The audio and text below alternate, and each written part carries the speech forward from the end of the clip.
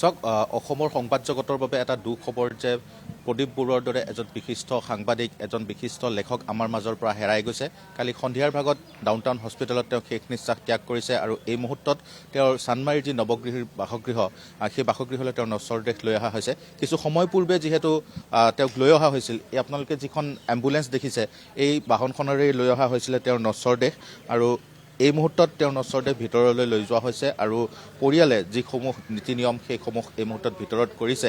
কিছু সময় পিছত আমি পৰিয়ালৰ সৈতে তেওঁলোকৰ সৈতে কিছু কথা পাতিবলৈ চেষ্টা কৰিম, কিন্তু এই দুখৰ সময়খিনিত তেওঁলোকৰ পৰিয়ালক কাষত স্থানীয় যিসকল লোক আছে তেওঁলোক আহিছে আৰু সকলোৱে একাষাৰে কৈছে যে এগৰাকী বিশিষ্ট লেখক এগৰাকী বিশিষ্ট সাংবাদিক আমাৰ মাজৰ পৰা আঁতৰি যোৱাটো সংবাদ জগতৰে নহয়, সমাজৰ বাবে এটা দুখৰ খবৰ, অসমৰ সমাজ জীৱনৰ বাবে এটা দুখৰ খবৰ। কাৰণ প্ৰান্তিক আলোচনীৰ প্ৰতিষ্ঠাপক হিচাপে তেওঁ যিদৰে সেৱা আগবঢ়াই গৈছিল, তেওঁ অসমক যিধৰণে তেওঁৰ সেই আলোচনীৰ জৰিয়তে এটা বৌদ্ধিক যি লেখা বা যিসকলে লিখি ভাল পায় বা যিসকলে পঢ়ি ভাল পায় তেওঁলোকক যিধৰণে দি গ'ল সেয়া স্বাভাৱিকতে সকলোৱে একেষাৰে কৈছে।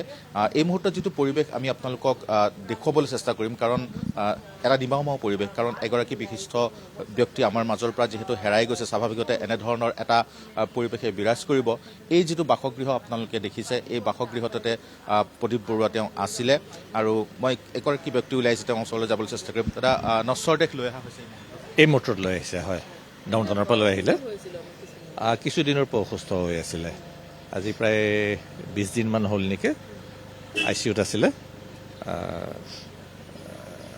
অন্ত্যেষ্টিক্ৰিয়া কেতিয়া কৰা হ'ব? আমি 11:30 বজাত লৈ যাম বুলি ভাবিছিলোঁ ডাউনটাউন নৱগ্ৰহলৈ, আৰু যদি নিয়মতেতো ৰাষ্ট্ৰীয় ষ্টেট হ'ব লাগে, ফিউনাৰেল হ'ব লাগে, যদি সেইটো হয়তো সময়টো তেওঁলোকে নিৰ্ধাৰণ কৰিব। আমি এতিয়া তেওঁলোকৰ পৰা কিবা খবৰ পাওঁ নেকি সেইটোৰ অপেক্ষাত আছোঁ। তেওঁতো অকল ছোৱালী এজনী আছে আৰু 3জনী নাতিনী আছে, তেওঁলোক লগতে আছে, বেলেগ আহিবলগীয়া নাই আৰু কোনো। ইয়াৰ পৰা নশ্বৰ দেহ আন কোনো স্থানত লৈ যোৱা হ'ব নেকি শ্ৰদ্ধাঞ্জলি? এতিয়ালৈকে আমি ভবা নাইকিয়া, এতিয়া চিধা নৱগ্ৰহলৈ নিম বুলিয়ে ভাবি আছোঁ। 20 দিনমান হ'ল, 20 দিনমান হ'ল। প্ৰফুল্ল গোবিন্দ বৰুৱাৰ শ্ৰাদ্ধৰ সময়তো তেওঁ সুন্দৰকৈ সক্ৰিয়ভাৱে আছিলে।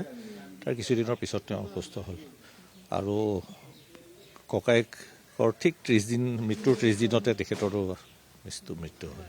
প্ৰান্তিক আলোচনীক লৈ তেওঁৰ কিছু কিবা ইচ্ছা আছিল নেকি? বিশেষ ক'ব নোৱাৰিম, কিন্তু মই ভাবোঁ যে প্ৰান্তিকখন এটা ছিষ্টেমত পৰি আছে আৰু প্ৰান্তিকৰ গোটেই ৰাইজৰ এটা আশীৰ্বাদ আছে, মৰম আছে, আৰু প্ৰান্তিকখন একেধৰণে চলি যাব বুলি আমি ভাবোঁ পৰিয়ালবৰ্গই। নিশ্চয়কৈ, যিহেতু স্বাভাৱিকভাৱে যে এটা শোকৰ সময় এই মুহূৰ্ততো, কাৰণ এগৰাকী বিশিষ্ট ব্যক্তি আমাৰ মাজৰ পৰা এইদৰে আঁতৰি যোৱাটো এটা শোকৰ সময়। আৰু ইতিমধ্যে উল্লেখ কৰিছে যে প্ৰান্তিকৰ যিধৰণে সেই